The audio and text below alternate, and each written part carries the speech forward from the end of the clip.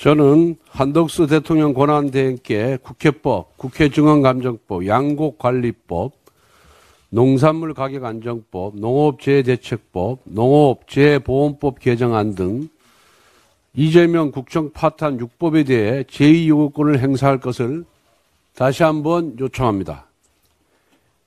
이재명 국정 파탄 6법에 대해 지난 11월 29일 전임 추경호 원내대표가 윤석열 대통령에게 제2요구권 행사를 요청하였고, 지난 13일에는 제가 또다시 제2요구권 행사를 요청했습니다. 이 법안들은 모두 민주당이 거대 야당의 위력을 악용하여 충분한 검토와 여야 합의 없이 일방 처리한 법안들입니다. 예산안과 예산부수 법안의 자동 부의 제도를 폐지하는 국회법 개정안은 예산안 의결 기한을 12월 2일로 정해놓은 헌법에 정면으로 반합니다. 그리고 나머지 5개 법안 모두 위헌 소지가 높고 법질서 전반에 혼란을 가져오며 막대한 국가재정 부담을 초래할 법안들입니다. 여기에 제2요구권을 행사하는 것은 대통령 권한대행의 당연한 책무입니다. 민주당은 이 국정 파탄 6법에 대한 대통령 제2요구권 행사를 계속 반대해 왔습니다. 민주당이 청소 대행을 운운하며 권한 대행의 권한을 따지는 것은 어떻게든 제2요구권 행사를 막기 위한 얄팍한 핑계에 불과합니다. 민주당은 대통령 권한 대행에게 탄핵으로 으름장 놓는 폭력적인 협박 정치를 당장 중단하길 바랍니다. 대통령 권한 대행의 권한 행사를 야당 마음대로 정할 수 있다는 오만한 발상을 버릴 것을 촉구합니다. 어제 더불어민주당 이재명 대표를 예방했습니다. 백드롭은 물론 발언에서도 국정안정을 거듭 언급했습니다. 저 역시 공감합니다. 그런데 지금 국정안정의 가장 큰 걸림돌이 무엇입니까? 바로 민주당의 탄핵안 무한남발로 인한 정부 기능 마비 사태입니다.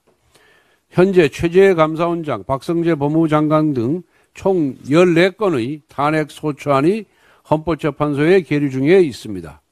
여기에 대통령에 대한 탄핵안까지 더해 혼란을 가중시키고 있습니다. 헌법재판소가 14건의 탄핵 소추안을 판결하는데 긴 시간이 필요합니다. 이는 국정마비 시간이 연장된다는 의미입니다. 탄핵 남발과 국정안정은 함께 갈 수 없습니다. 정정적인 탄핵 소추안은 처리해 주시기 바랍니다. 아울러 무한 탄핵에 대한 국회 차원의 재발 방지 대책도 필요합니다. 윤석열 정권 출범 이후 민주당은 28건의 탄핵안을 남발했습니다. 국민의원 탄핵으로 국정을 마비시키고 검사 탄핵으로 사법 기능을 마비시켰습니다. 심지어 한덕수 권한대행이 거부권을 행사하면 탄핵하겠다며 엄포를 놓고 있습니다.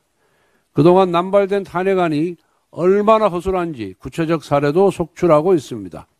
지난 18일 탄핵 소추된 이창수 서울중앙지검장 등 검사 3명에 대한 첫 변론 준비 기일을 열었으나 3분 만에 종료되었습니다.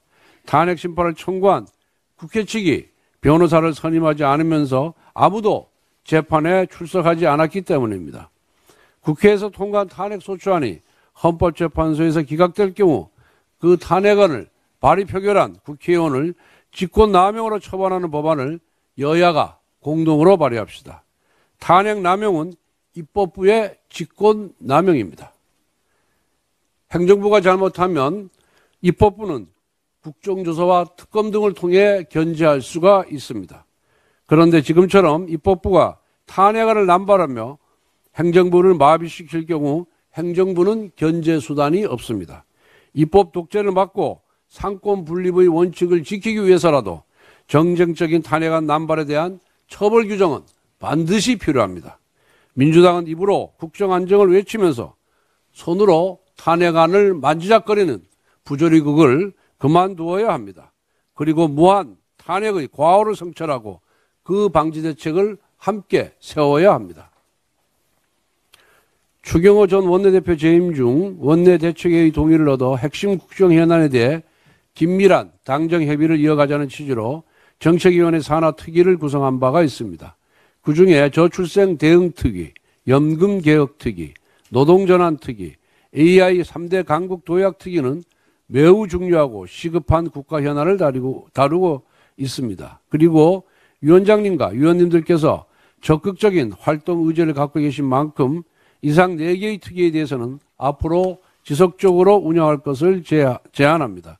특히 AI 경우 이틀 전 AI 기본법이 법사위를 통과해서 본회의 통과만을 남겨두고 있습니다. 세계에서 두 번째 AI 관련 법안입니다. 우리 당은 22대 국회 1호 법안으로서 AI 기본법 발의에 108명 전원이 동참해 강력한 추진 의지를 밝혔는데 이제 그 결실을 눈앞에 두고 있습니다. 정치적인 불확실성이 높을수록 정치권은 국가의 미래를 생각해야 합니다. AI가 국가와 기업 간의 경계를 허물면서 새로운 경제 안보 패권 수단으로 부각되고 있어 세계 각국이 AI 기술 경쟁에 총력을 기울이고 있습니다. 우리 당과 정부는 AI 도약을 위한 정책 추진과 예산 확보에 한마음 한뜻으로 전력을 다하겠습니다. 야당도 대한민국의 미래 성장 동력 만들기에 힘을 모아주실 것을 당부드립니다. 앞으로 AI 특위의 활발한 활동을 기대합니다.